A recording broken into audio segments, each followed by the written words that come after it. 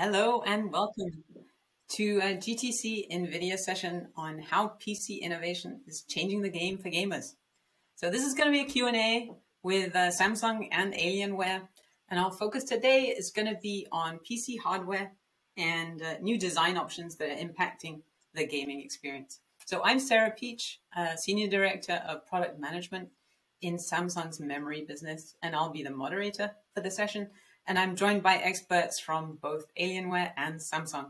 So first off, Francisco Santana, who is a product manager for Alienware notebooks. John Pylan, who is Alienware community manager. And then we have two experts from our very own Samsung memory business unit, Donovan Wang, Senior Director of Marketing, and David Wang, who's Director of Memory Product Planning. So welcome, folks. In our session today, we are going to start with a look in gaming system design. So we're going to hear first of all about the system needs of different gamers and hear about how both gamers and new games are really driving system design, what the trade-offs are in terms of performance, cost that designers need to consider. And then we'll take a deeper dive into two aspects of this, into the memory and storage and their impact on gaming. And then we'll finish up with a quick peek into what the future holds for gaming. So let's jump right in, and I'll start off with Francisco. Gaming, a huge market, encompasses a wide variety of gamers with different priorities. How do their needs differ, and how do you support all of these different types of gamers? Yeah, sure. Over the years, we have a 25-year history. We have identified two types of gamers. One is the active gamer. These are people that do love gaming. They're very interested in gaming. When they buy a computer, playing a video game might not be the primary reason why they buy it, but they want a system that plays video games. Video games are really a very important part of their life. And they would probably spend most of their free time playing video games. These people are very tech savvy. They could fix moderate to entry type of technical issues, and they also know the latest trends in gaming. On the other hand, we have people that we call them enthusiast gamers. These are really the hardcore gamers. For them, gaming is their life. It's the primary reason why they buy a game. They want the best performance. They want the latest technologies. These are people that are very, very tech savvy, and they are able to fix really hard hardware or technology issues. They're the people that like the active gamers and all the community go to for answers. Very good. And perhaps this is a question for John then. What are the key trends that you're seeing in gaming, and how are they putting new demands on gaming hardware? So when we look at the games themselves, one of the big things that we see is games are getting bigger and they're getting better, and that's not slowing down in any way whatsoever. So we look at new games that just came out, like Elden Ring is a great example. The game is beautiful. It's got these large spanning vistas. You can see tons of things, but it's also very performance heavy. It's a game where it's very competitive, and you need to have kind of split-second reactions to things, and you want to make sure that when you're doing that, your hardware is keeping up with you. We want to make sure that when you're playing the game and you die, when you inevitably do in the game, that you're blaming yourself for the mistake. You're not blaming your computer for the mistake. So we see them getting bigger. Like the Elden Ring, I think as an example, I think is 60 or 80 gigabytes of just to download. And when I think back on when I had like 128 gig SSD in my computer, it's like, oh, that'd be half of what I had before. So we're seeing things that are getting really big, really big, better, high graphic fidelity, kind of pushing the side on the GPU, the storage, memory, everything. And then at the same time, people want to be able to play where they want to, when they want to. So we've got to push from just they want all of this power, but they also want a thin and light like system that they can take to their friend's house and play, or they can play on a desk if they have a small workplace. So they don't all want just a big desktop. That used to be the case. If you wanted to play games, you'd have a big desktop. Now they want thin, beautiful laptops that they can take with them, but they don't want to compromise on any of the performance that they might have. So they want everything It's kind of what's driving the hardware changes these days. So not demanding at all. All right. No, not demanding at all. So Donovan, what does this mean at a high level then for memory and storage?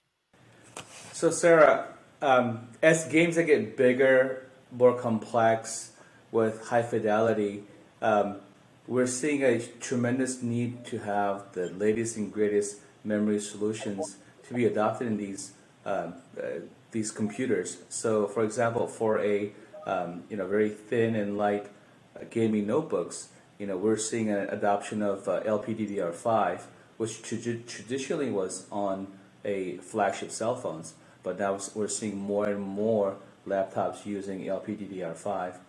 And we're also seeing a need for a higher capacity storage on the system. So we actually have densities up to 4 terabytes in very small SODIMM 22 by 80 millimeter packages, which allows a very large storage in a very small space. We're also working on low power graphics memory, GDDR6, working with NVIDIA for their Max-Q products, where we're trying to create a real desktop-like experiences with no compromises in a notebook environment. So we have a special low-power GD6 products that goes into these type of products. Sounds good, Donovan. So you talked about both memory and storage. Let's focus down on memory for the moment. And I'll invite David to comment on this. How are these gaming trends, bigger, better, more beautiful graphics, how are these influencing memory selection and the performance? Well, so compute and memory intensive applications like games, they're really pushed on for memory suppliers like Samsung to really deliver better performance.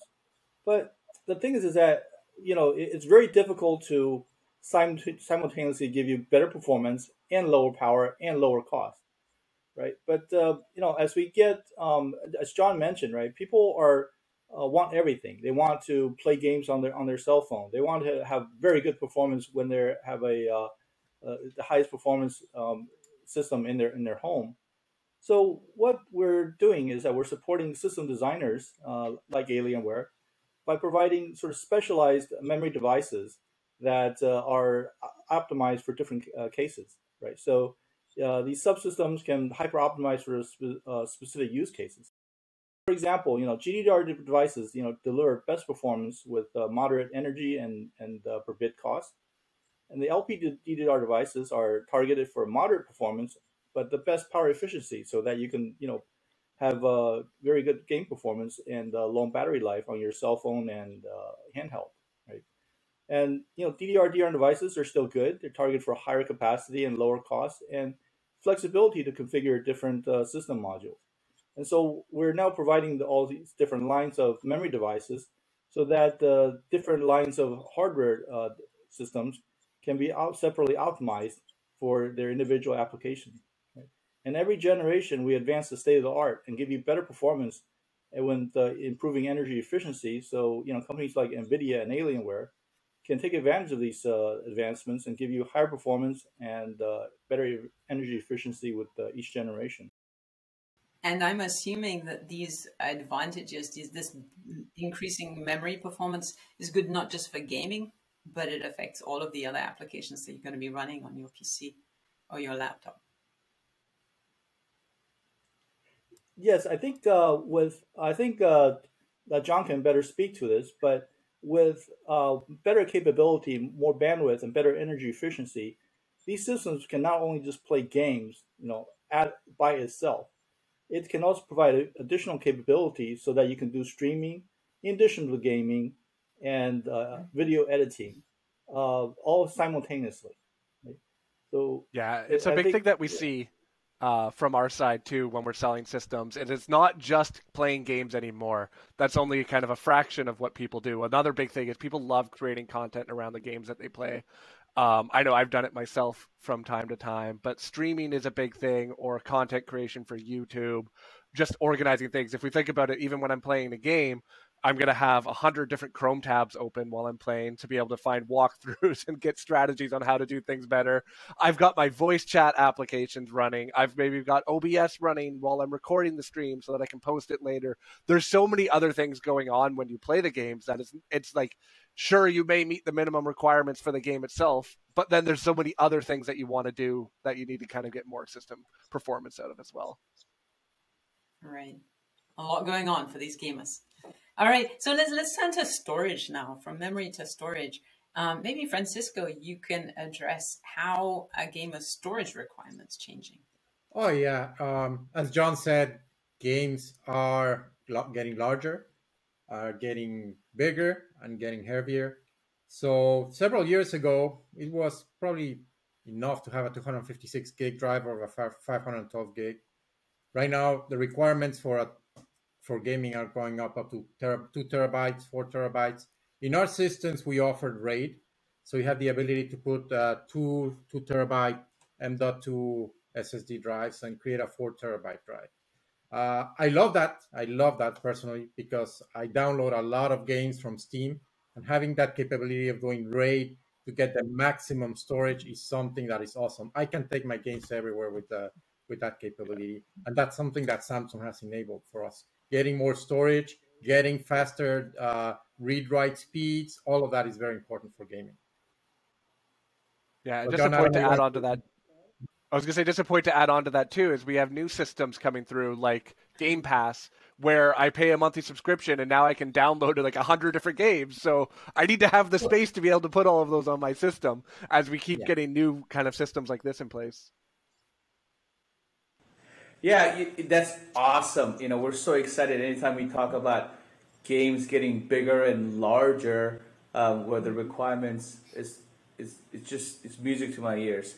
So we're actually migrating our SSDs right now from generation 3 to Gen 4 performance SSDs. These are the highest performing SSDs, all the way up to 4 terabytes, but with the smallest power consumption. So that just means that more games you can play on your notebooks, and enable that thin and light that we heard about earlier, that everyone wants to.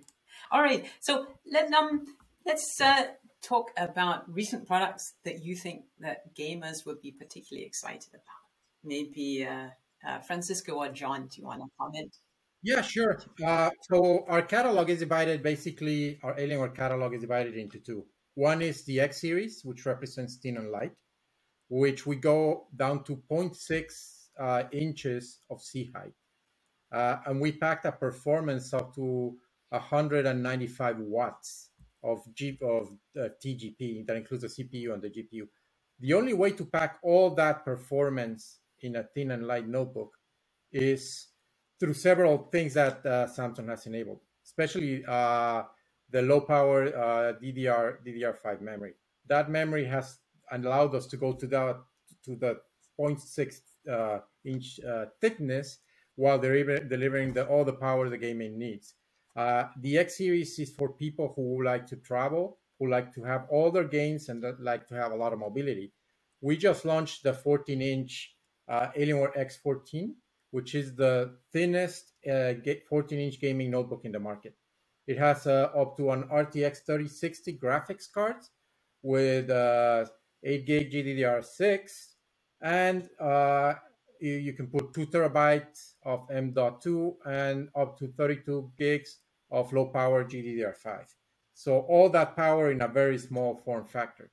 And then we have the M series. The M series is for people who like to upgrade, who want to have more performance.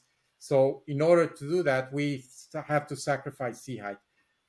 Those have SODIMMs. They have DDR5 SODIMMs. You can put up to 32 or 64 gig memory on those. So there's always a trade-off. The trade-off is you want to upgrade, you want to have more memory, you might get more C height. But if you're a person that's looking for mobility, then you can go with the X series.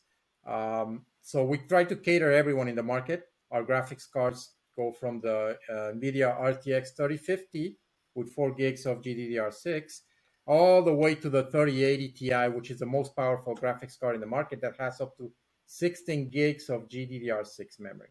So very powerful notebooks. We are very proud of our catalog, and we know that people that are gaming will really enjoy our systems. Very good. Donovan, do you want to comment on what's exciting on the component side?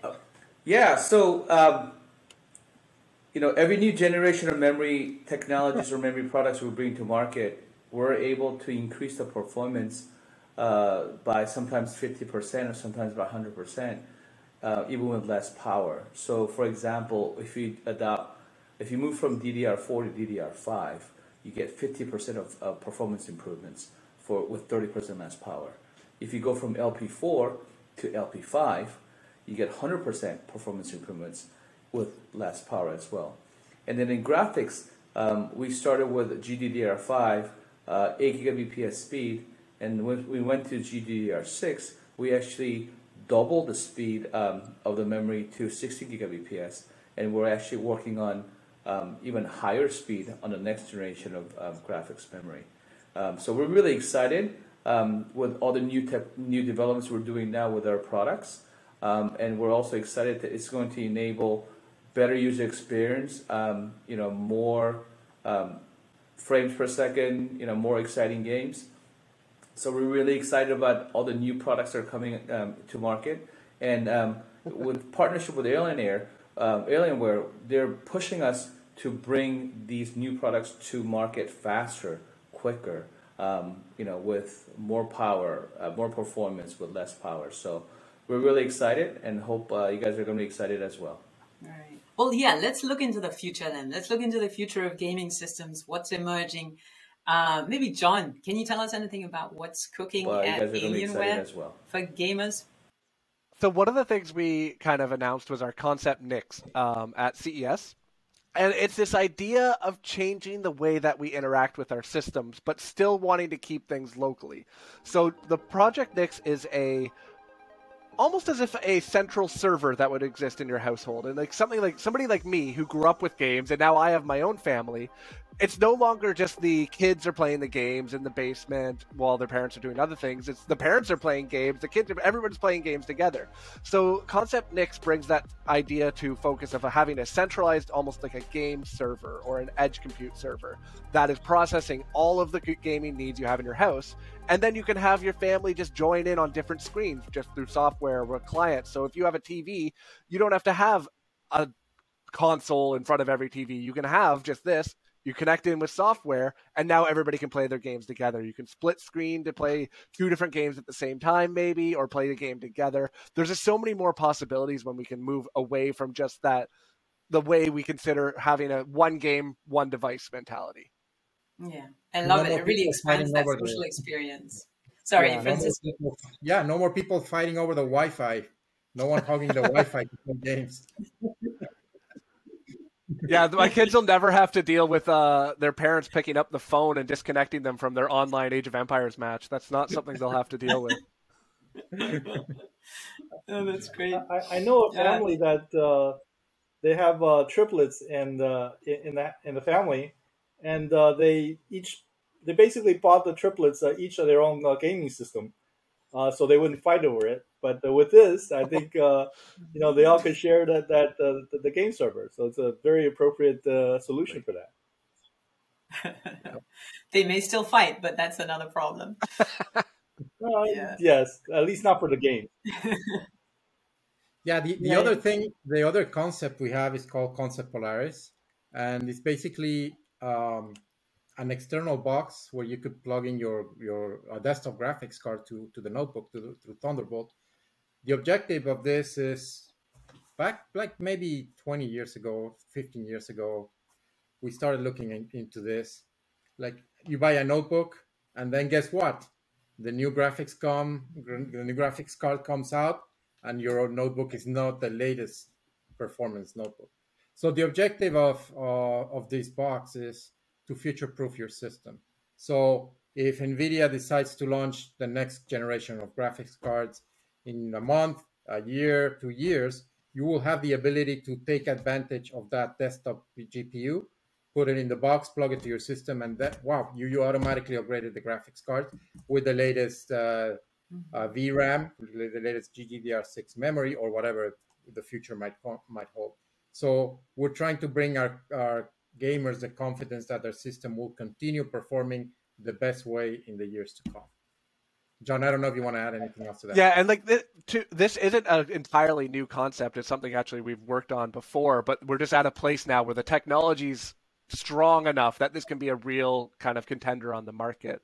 And it kind of with both of these options, with the Nix and with the Polaris concepts, they're almost as more of that hub. And within that hub, that's what we're talking about. We need, if you're running, say, 4 systems, that you're running 4 TVs off of this single system in your house, that needs a ton of RAM in there. That's going to need a really beefy graphics card. That's going to need storage to hit. If I have 5 people in my family, if I want to store everybody's games on one device, I'm going to need that 4 terabytes is going to be nothing coming up soon. I'm going to need 8, 10, 20.